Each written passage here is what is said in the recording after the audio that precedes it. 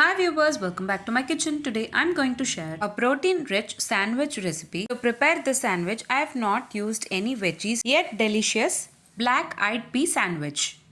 You can pack this recipe for your kids' lunchbox as well. To prepare this recipe, take a mixie jar, add handful of mint leaves, 1 green chili, 4 to 5 small onions, half a spoon of salt, quarter cup of boiled black-eyed peas. Blend them all together well without adding water.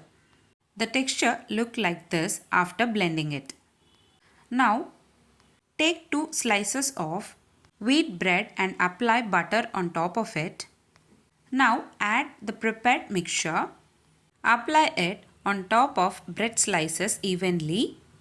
Close it gently as shown in the video.